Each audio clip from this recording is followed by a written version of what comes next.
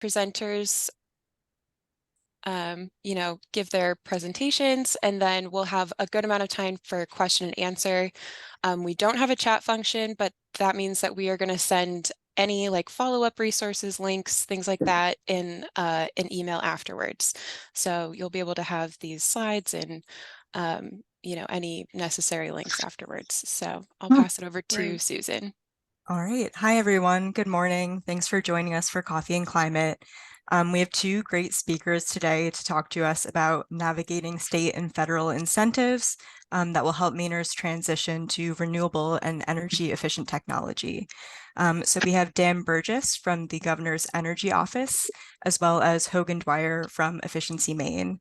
And this topic relates to our One Climate Future plan that I think most of you are familiar with in many different ways.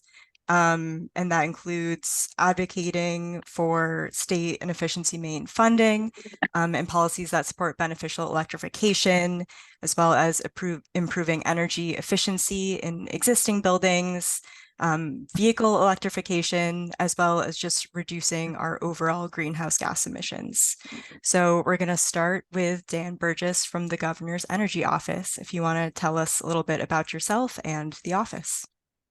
Yeah, hey, good morning, everyone. Thanks so much for having me. I too have my coffee, so appreciate the virtual coffee with everyone. Dan Burgess, Director of the Governor's Energy Office. The Energy Office is every state has a designated energy office. Some are departments, some are agencies, some are within economic development, and otherwise, Maine's version is in the governor's office. And so we work as the governor's primary advisor, work closely with the legislature and other state agencies to on all things related to energy. We work really closely with the climate team as well. And so I think if I've got a few slides to share, does that work? Okay. I'm gonna try to do this without crashing anything. Everyone see that okay? Great, okay. So what I want to do is kind of give an overview of the energy picture in Maine, which maybe folks on the call already know, and then talk a little bit about federal funding opportunities. And then I think we'll get into some of the specifics with the Efficiency Maine team. So as I'm sure this group knows, Maine has set ambitious climate and clean energy targets. We have greenhouse gas reduction emission requirements. We have requirements for an 80% renewable energy portfolio standard by 2030. And the governor's directed us to set a new target of 100% by 2040. We have a goal to achieve carbon neutrality by 2045, and then to create 30,000 clean energy jobs by 2030. As I'm sure this group knows, there's the Maine Climate Council was created and put out the first, the Maine Climate Action Plan, Maine Won't Wait. That process actually will begin to kick off again, as it has to be updated every 4 years. But wanted to note that, as I'm sure you know, this plan sets the strategy, but is also not a stagnant effort and plan. The climate team that we work closely with has produced progress reports, a dashboard where you can see progress, investments being made across, and so I'd encourage folks to check that out as well. So if you look at where our emissions come from, 49% come from the transportation sector, the largest share of emissions for Maine. You know, we're a large rural state, dependent on transportation to power our lives and our economy. The next bucket comes from the building sector, so 21% from residential and 12% from commercial, followed by then the industrial sector, and just 5% from the electric power sector. So we currently have a relatively clean electric grid. Obviously, we share an electric grid with the rest of the other New England states, but Maine's portion of that is a lower piece of the emissions pie than is seen in other states. So on the home heating side, Maine is the most home heating oil reliant state in the country, with 58% of our homes using fuel oil, 13% propane, 10% electricity, and 8% natural gas. And I point this out because it makes Maine unique in our reliance on delivered fuels, and really over-reliance on delivered fuels. With 58% of Maine homes using fuel oil, that's compared to just 4% nationally. And you can see that trend really significantly in the bottom chart, where Maine is this yellow bar. This is all the states across the country. The other blue bars are New England. So you can see this is a New England issue as well, this reliance on delivered fuels compared to the other states across the country. And I think as you all, I'm sure, or folks you know have felt over the last few years, we've really seen significant volatility when it comes to delivered fuel prices that have been needed to heat our homes. So our office has been tracking these numbers for more than the last 10 years. You can see propane is yellow, heating oil is light blue, and kerosene is dark blue. And you can pretty clearly see the price increases that have been felt over the past year and a half to 2 years, as well as the volatility with that. And so as we think about both reducing our GHG emissions, there's also a real opportunity to reduce energy costs for Maine homeowners and also and businesses, but also the volatility of those. I'll just note that these prices are updated at least bi-weekly and weekly during the heating season, so you can kind of compare prices. We're beginning to see prices tick back up a little bit in the market right now. The electricity side, where does our electricity come from? This is a chart from ISO New England. That's a couple years out of date, but generally the trends are the same. We share a grid with the rest of the New England states, and you can see that back 20 plus years ago, more than 30% of our electricity was coming from coal and oil. Over the last decades, we've seen that shift from 35% of our electricity to less than a percentage point coming from coal and oil.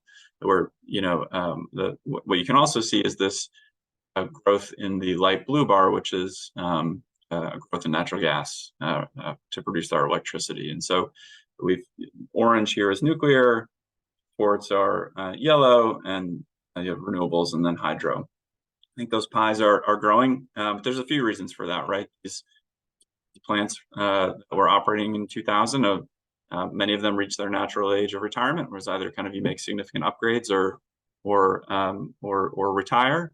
The other is the decrease or the increase of fracking and decreased price of natural gas.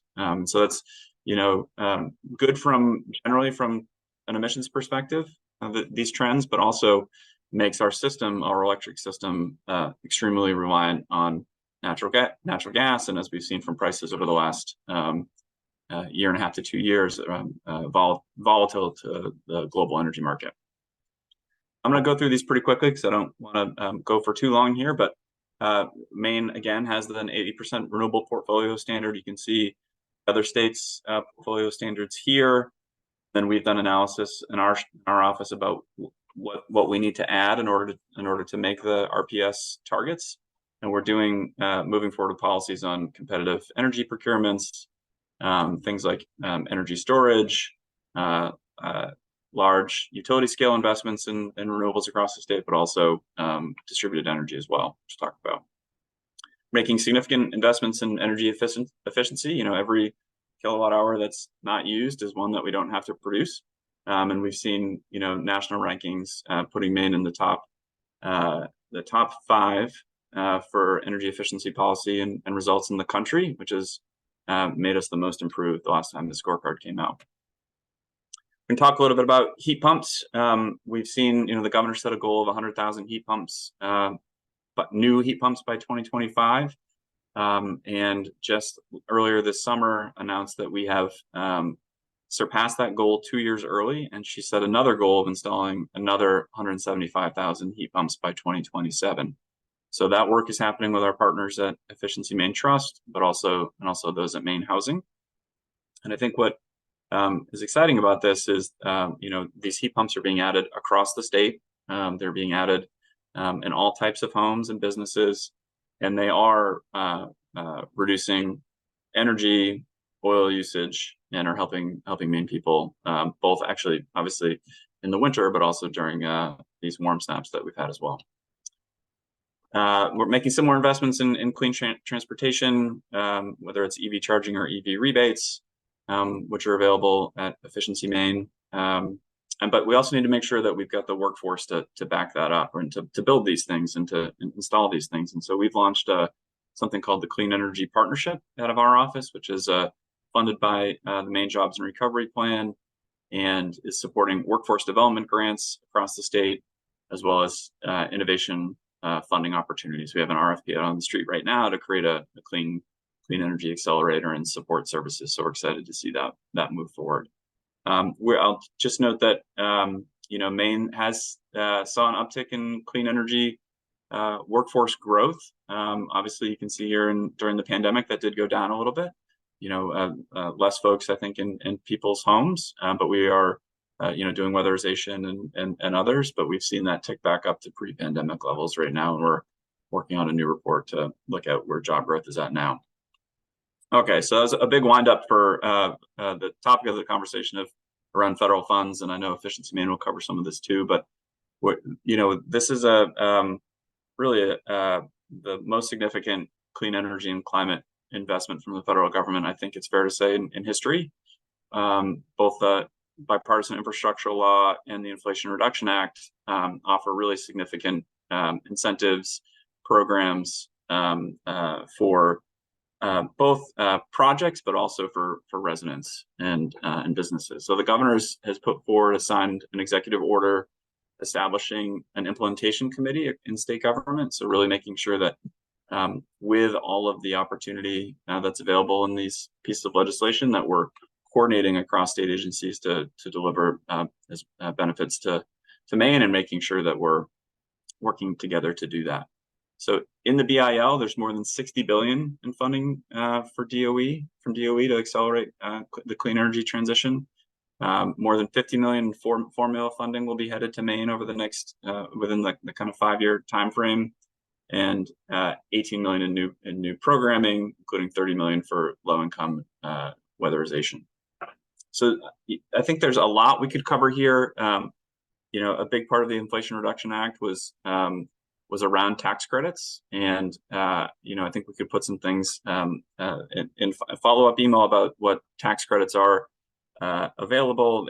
Those are generally available now for residential installations, both on the weatherization and heating side, but also on the solar installation side. One of the things that we're busy working with Efficiency Maine and Maine Housing on are programs known as the Home Energy Rebate Programs. So Maine is slated to receive $35 million for efficiency rebates, and the same $35 million for electrification rebates. And so those do have to be targeted at low income or disadvantaged communities, as defined both by statute and DOE. And so the application for those funds just came out within the last month, and so we're busy looking through the almost 100 pages of guidance to figure out how this could be administered. Generally, this way to think about it is rebates for weatherization and rebates for electrification opportunities. There's a whole list of things that they could be eligible for. The state has the ability to tailor those.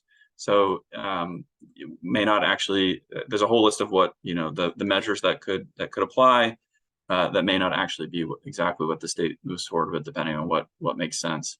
There's a real opportunity to take these funds, look at what exists at Maine Housing and Efficiency Maine, and braid some of these together. There's some technical things of what you can and can't stack and layer and braid, and so our teams are really busy coming together, working to figure that out. Finally, a smattering of other opportunities that are coming or will be available. There's energy auditor training, career skills training, contractor training. There's municipal grants through the EECBG program. There are, I left the slide up, but I think one of the other big opportunities we're excited about is the Solar for All program. It's a $7 billion initiative through the EPA that we'll be applying for to set up either residential or community solar initiatives, which will be focused on low-income and disadvantaged community customers, residential customers. And so we'll be applying for that within the next month, with funding expected to be later next year. And so we're in the space of of funds coming to the state, of opportunities being available that we're busy applying for. We'll apply for them, receive those funds, and then need some time to set them up. So want to leave you with obviously our email address, my email address, and our website, and just say that, you know, we can put this in the follow-up. We have, and Efficiency Maine does too, we have guides for you know, what's available now, if you're, depending on if you're a resident business or otherwise, what to look for. And we're going to be working hard to make sure that it's clear to Maine consumers what's available, when, and how to take advantage of it. So really high level overview. I'm looking forward to the Efficiency Maine presentation and to any questions that folks might have in the discussion. Thanks. Thank you so much, Dan. It's clear that this is a really exciting time in terms of upcoming energy efficiency opportunities. So thank you for the overview. So now we will move on to Hogan Dwyer from Efficiency Maine to tell us more about what rebates are currently available and what might be upcoming. Hi, everyone. Hogan Dwyer. I am a program assistant at Efficiency Maine. Thank you, Dan, for that overview of the federal funding that's coming in. We're very excited and working with Dan's office on that. I have some slides to share today as well to give you an overview of what's currently available from Efficiency Maine, as well as the tax credits that Dan mentioned that kind of fit well with our programming. So I will share my PowerPoint. Can you all see that? Great. We can also see like next slide too. There might be not quite what I wanted. Yeah. How about that? Perfect. All right, great. So like I said, I have this PowerPoint of our offerings, particularly on the residential side, and some of the federal incentives, tax credits in particular, that pair well with our programs. So for those unfamiliar, Efficiency Maine administers the state's energy efficiency programs. And so that's primarily looking at efficiency in our buildings. We also help with the electric vehicles rebate and charging infrastructure programs. So we provide incentives, financing tools, and a database of independent installers for both residential and commercial projects. We are funded by electric and natural gas ratepayers, the Regional Greenhouse Gas Initiative, and other sources. And as a quasi-state agency, we have a board appointed by the governor and confirmed by the legislature. So when we talk to people who have utilized our energy efficiency programs, in particular with buildings, they give us a number of reasons why they felt it was valuable to participate and improve energy efficiency in their homes. Some of those main reasons include lowering energy costs, of course, increasing year-round comfort, and reducing emissions by reducing your energy usage. But you can see there's plenty of other additional benefits that come with improving energy efficiency in your home. And so Efficiency Maine's role, we can provide, we can basically walk you through the entire process of improving energy efficiency, from figuring out what you want to do to helping pair you with the people who can do that with you, and of course helping you figure out how to pay for it. So I'd like to really quickly cover some of our kind of flagship programs for our energy efficiency, residential energy efficiency programs, starting with our heat pump water heaters program. There are already tens of thousands of heat pump water heaters in Maine, and they are great at making lots of hot water very efficiently, with the added benefit of helping dehumidify the spaces that they work in. We have plenty of information on our website about heat pump water heaters if you are interested in learning more about the technology or people's experiences with them. We have on there a cost calculator that I encourage you to check out, where you can put in your information of your hot water usage and get a sense of the annual costs you might pay for operating a heat pump water heater versus other technologies. So you can see here that it compares very favorably versus oil, propane, and a traditional electric tank. We also, like I mentioned, we can help you find the people to help you complete your energy efficiency projects. We have this residential registered vendor list on our website. For the heat pump water heater program, you aren't required to use those installers, but we do list the installers that have told us they work on these kinds of projects. So you may want to use an installer from there. And the incentives currently available are very generous. We have direct partnerships with several retailers where you can get an instant discount. So you pay this specific price when you check out at Granite Group, Lowe's, or Home Depot. If you purchase a heat pump water heater from another retailer, you can get a mail-in rebate, $850 for that. And there's also a 30% federal tax credit on these up to $2,000. To get that instant discount at a retailer, you scan the QR code in the water heating aisle and put in your information, and you receive a barcode via email that you can use to get this price at checkout. If you go the route of purchasing from another retailer, it's very straightforward mail-in rebate. There's a claim form on our website that you can complete and then email or mail to us, and you receive a check in the mail.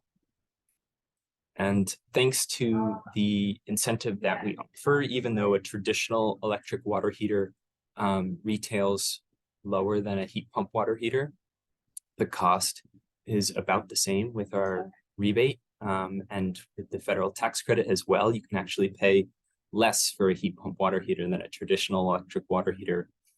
And then, of course, there's the annual savings, so significantly less to operate.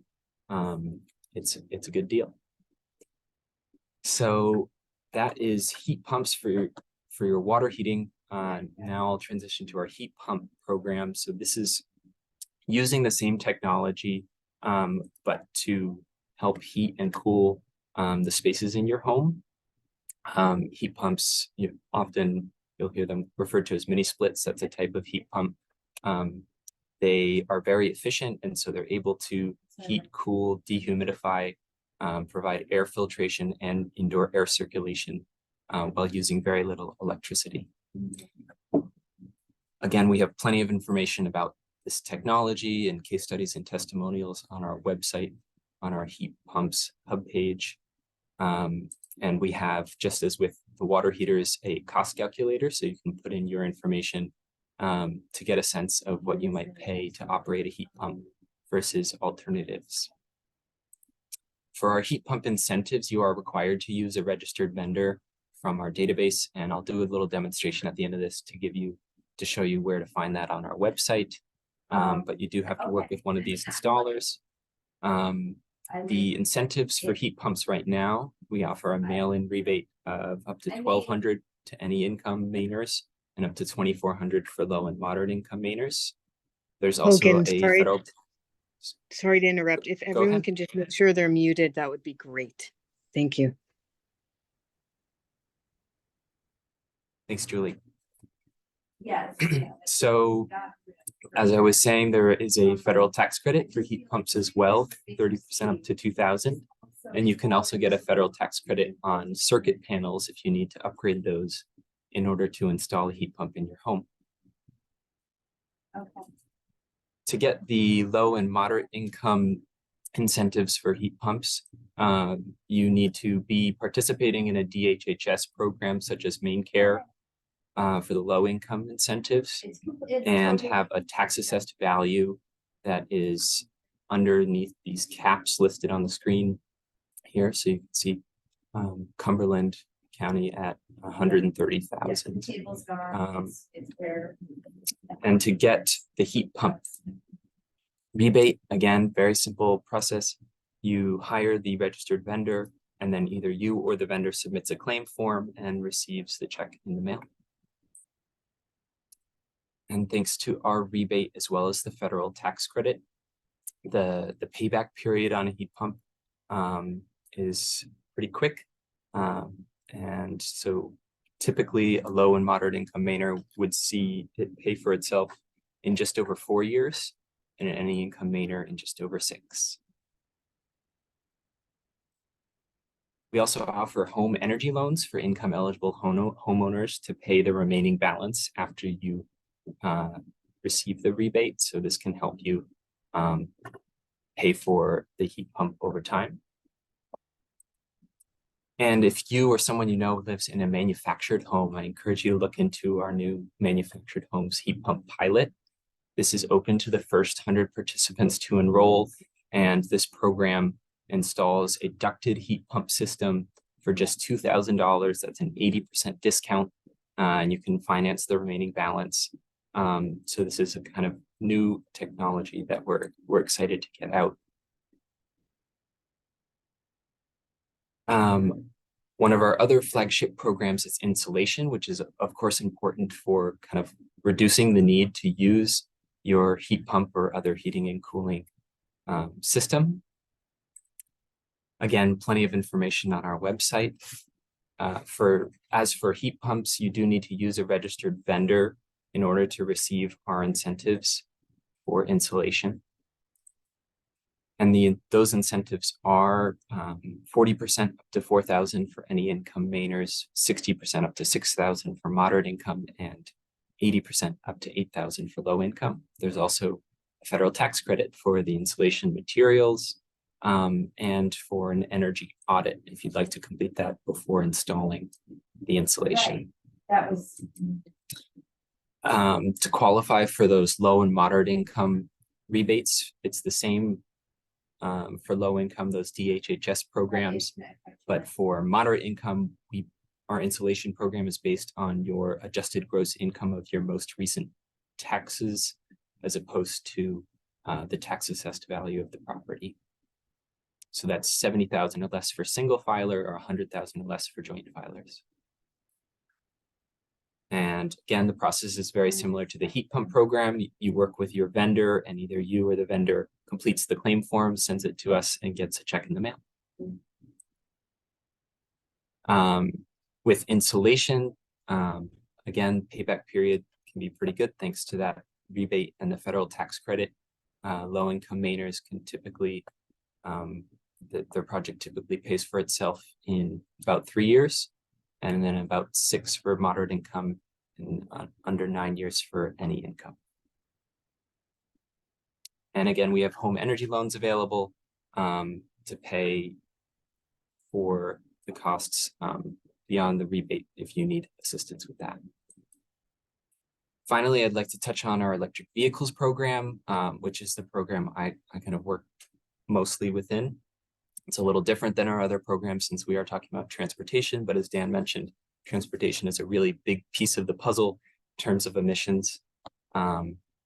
So we're excited by the growth of electric vehicle usage in Maine and hoping to continue to promote and accelerate that.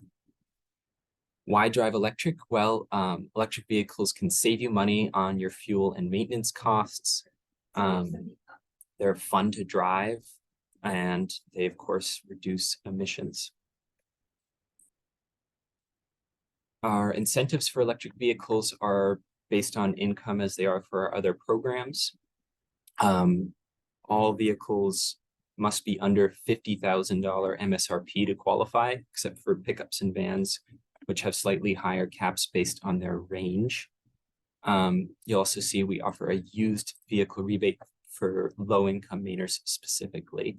But for all others, this is for new vehicles, and you can receive an instant discount if you purchase the vehicle at a participating dealership in Maine, or a mail-in rebate if you purchase it directly from the manufacturer, such as Tesla. There are also federal tax credits available for these vehicles. The eligibility requirements are very complicated for those, so if you are looking to take advantage of that, I encourage you to look on the IRS website to get the full details. And similarly for the federal tax credit on EV chargers, there are eligibility requirements such as its location in a rural or low-income area. So best to do some research and talk to your tax professional before using those. The eligibility requirements for low and moderate income electric vehicle rebates are the same as for insulation. So it's based on those DHHS programs or your adjusted gross income. And there's plenty more information about this program, including a list of eligible vehicles and participating dealerships, videos, and guides on our website. Let's try it. I'd like to just quickly plug our electric rate comparison tool on our website. So if you have an electric vehicle and or heat pumps, you might be able to save yourself some money by switching your electricity rate. Both Versant and CMP offer special rates for those who have heat pumps or electric vehicles. Since you're using more electricity, there's a way they can structure your rate and to save money, and you can use this calculator on our website to figure out what is best for you. I mentioned a lot of the tax credits that fit well within our residential program, but just very quickly want to show you kind of the full array of programs as they relate to residential energy efficiency. So as Dan mentioned, there's federal tax credits for solar, as well as geothermal and battery storage, and also for some other upgrades besides those I mentioned, like doors and windows. And generally speaking, they're all 30% up to a maximum. So with that, I just want to quickly transition to show you very quickly how to navigate our website so that you can get started in taking advantage of our programs.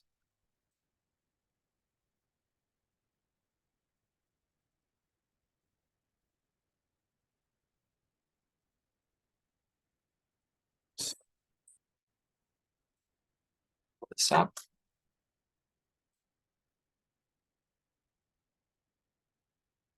So here is our website, and this is the homepage at efficiencymaine.com. So first, I wanted to point out that if you're interested in using our low or moderate income rebates, I encourage you to get verified as soon as you can so that you know what you're eligible for and can plan from there. To do that, you can go to this section on our homepage, options for low income households. If you click this big yellow button, there's another button here for see if you're eligible, which brings you to the income-based eligibility verification page. So this is where you would provide us the information we need to verify that you're a low or moderate income Mainer. It can use the corresponding rebates.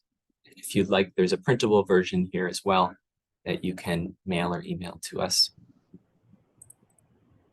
I'd also like to point out our call center number is here. Our call center is open Monday to Friday, 8 a.m. to 5 p.m. It is a great resource if you're having trouble finding the information you want on our website. And then finally, the main way to navigate I have a hard time getting my audio. The main way to navigate our website is this bar at the top, where you can see we have an at-home section, which is where you'll find everything having to do with residential programs, and at work for commercial and industrial. And under the at-home section, you can find the find a vendor link, which brings you to that residential registered vendor list. And so again, this is a tool you use to use some of our programs. It's required for things like heat pumps and insulation. So you select the service you're looking for, put in your zip code, I'll put in mine, and a distance, and then search here so that you can find vendors in your area. And by default, they are sorted by the number of rebates that they performed with us. So you can also switch that to search by distance or alphabetical order. But there's plenty of options in the Portland area. And we encourage you for any project to get estimates from multiple contractors, at least 3. And when you're doing that, we have a list of questions to ask those vendors so you can find the right one for you. So that's a little bit about how to get started, and that's all I have. Happy to take questions, but I'll Yeah. Thank you so much. That was a lot of really great information. And I think we're gonna have a good amount of questions. So we'll go ahead and just get started. Bill, go ahead. Yeah, hi. Want to especially thank Hogan. Efficiency Maine's doing a great job and doing a great job for our state. My question is specifically about the IRA rebates. I know Dan had on one of his slides that the total amount was roughly $70 million. That won't go far. Especially if you look at some of the guidance relative to maximum rebates, upwards of $10,000, $12,000. And I understand the state is putting together guidance now. And I guess I would strongly recommend that the bulk of that money, a large percentage of that 70 million, be deliberately attributed to low income. I'm wondering whether that guidance when it comes out, or where that draft program when it comes out, will that have be reviewed by the public? Will it have some ability for the public to weigh in on that program? Yeah, thanks for the question. So I think so the answer is yes, right? So we're looking through program guidance now and working with Efficiency Maine to set up an initiative which will require public input and guidance. The federal statute and guidance does require a low income focus, and so that will also be a part of that as well. And I think it's an astute observation that while it's an exciting and a good deal of funding, it won't be enough to do everything, right? So it's about how do we spend that wisely?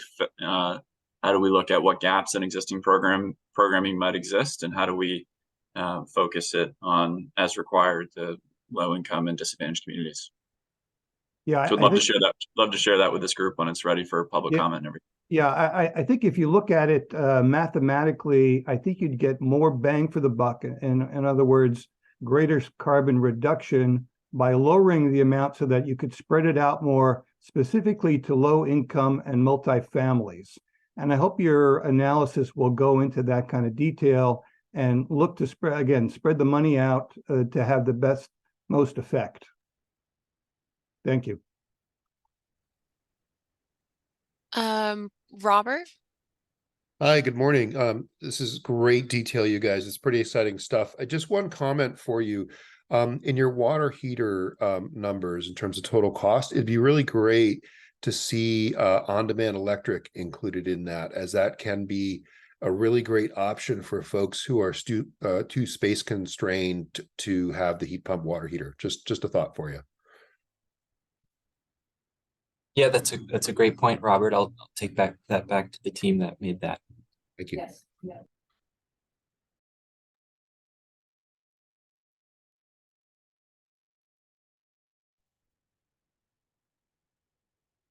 Great. Obviously, raise your hand if you have a question. Oh, Corey, go ahead. Yeah, I've just got a question about which of the credits and rebates and stuff are applicable to new builds, but which ones are only for renovations? Can you put heat pumps in a brand new build and get the rebate, or what about using some of the rebate toward insulating a new house?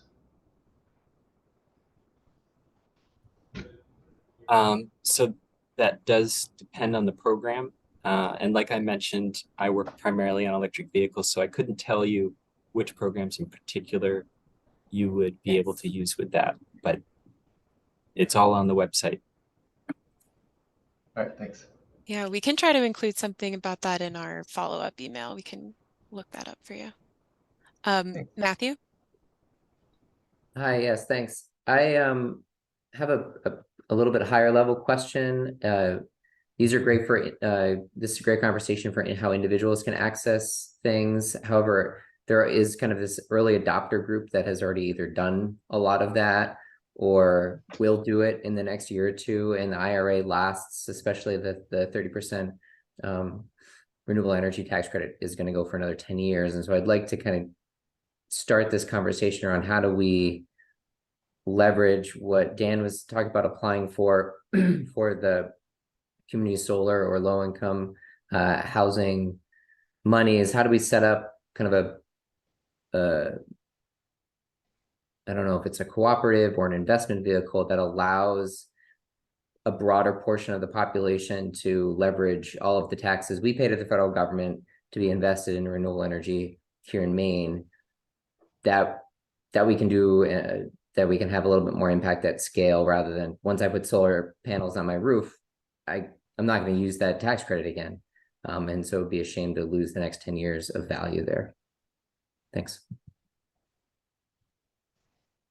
Yeah, I mean, I'll comment briefly. It's a interesting point. I mean, I think one of the things that I didn't say, which is exciting about the new tax credits, is the applicability for government entities or nonprofits actually to receive the, obviously the entities don't pay taxes, and so they can receive a 30% payment up front. And so that's a significant change, which will allow some of these public projects or publicly supported and owned projects to move forward. Some of the guidance is still coming out. And the specifically on the Solar for All program, depending on what Maine is eligible for, we could be looking at roughly 10,000 low-income and disadvantaged customers receiving benefits from this. And so I do think it is a investment in really kind of creating a new market. We've got really ambitious, robust kind of community solar programs, but an opportunity for residential programs, I think, to be a bit more active. And we need to look at how we can make sure that we're reaching as many people as possible, and particularly, some of the folks you're talking about. So great question, and be curious what this group could come up with, looking at opportunities in the future.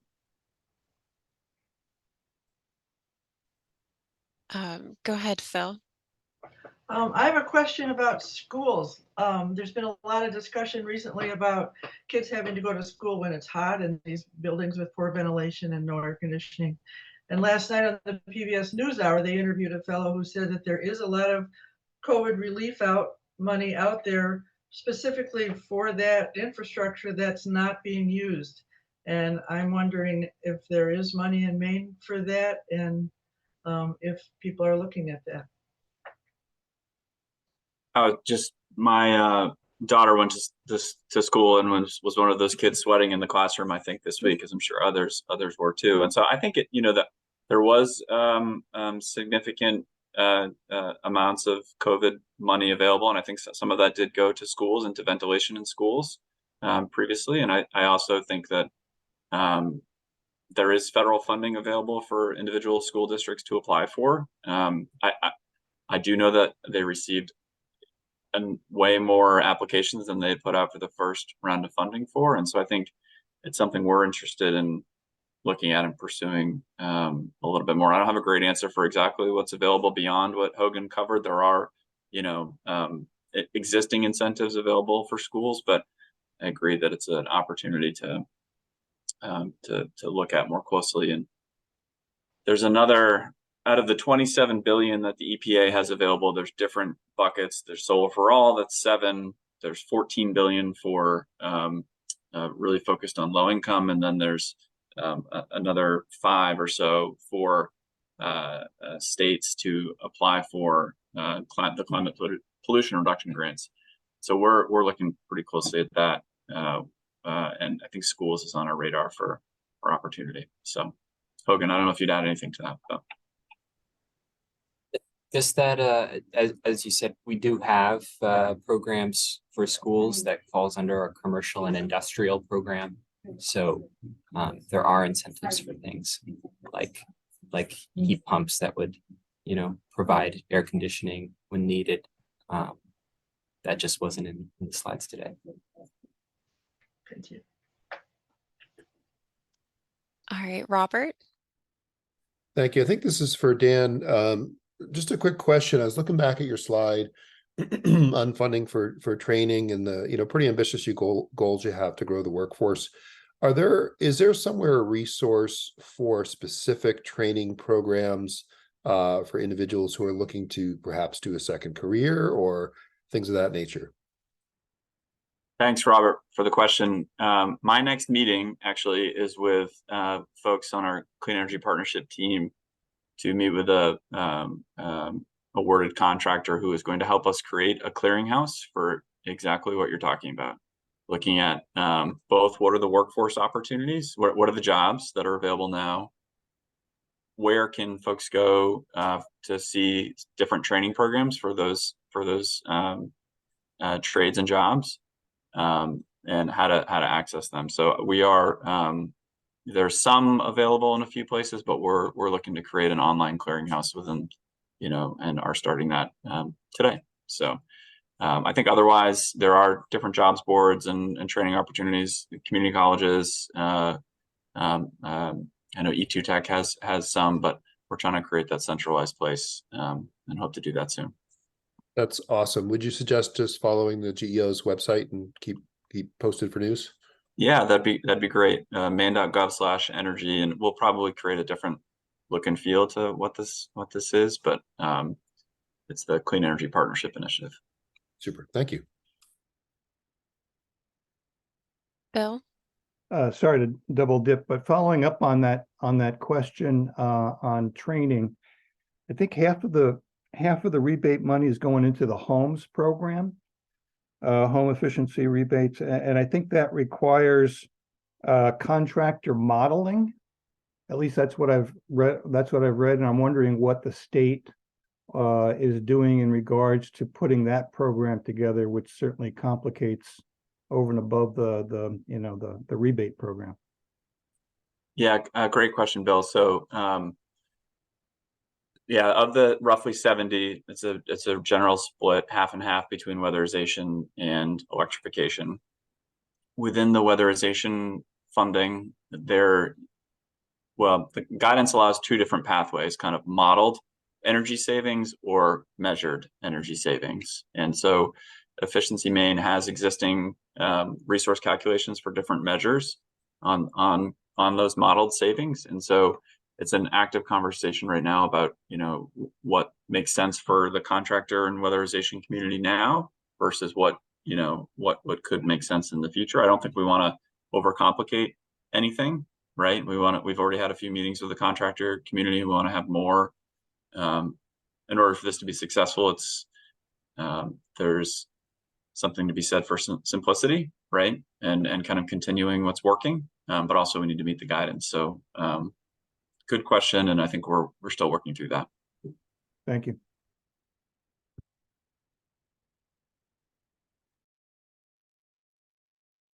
Great. That was a good amount of questions already. And I have a question for Hogan, and feel free to say that it's too early, we don't know, but something that we get asked all the time in our office is about like e-bikes and what kinds of incentives. We had an e-bike program in Portland that was really successful. We ran out of funds very quickly.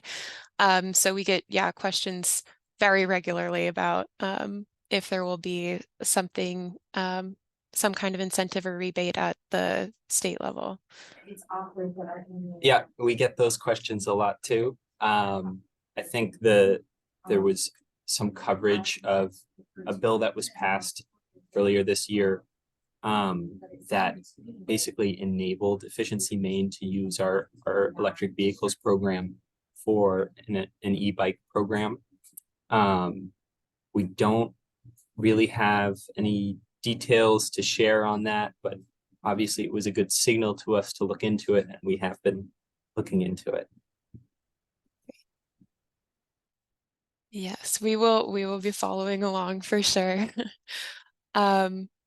Yeah, well, I don't want to, keep us here if we don't have any more questions. I will just thank our presenters. This was a lot of information in a very short amount of time, so really appreciate you trying to condense everything into our presentation here today. We will follow up with an email that has our those presentations along with some of the resources that were mentioned. We'll try to follow up on some of the questions that we weren't able to answer today. And then also feel free to respond to that email if you did come up with anything else. We'll try to, figure out, the answer or at least point you in the right direction of who could answer it. So yeah, thank you so much. Our Coffee and Climate happens every single month. It's the second Friday. Oh my gosh. Second Friday every month. Stay tuned with our newsletter on, you can sign up on oneclimatefuture.org. And great, thank you and enjoy the rest of your day. Thanks all. Thank you, Dan and Thank Hogan. you. Thanks, everyone. It's rude. It's rude. I know.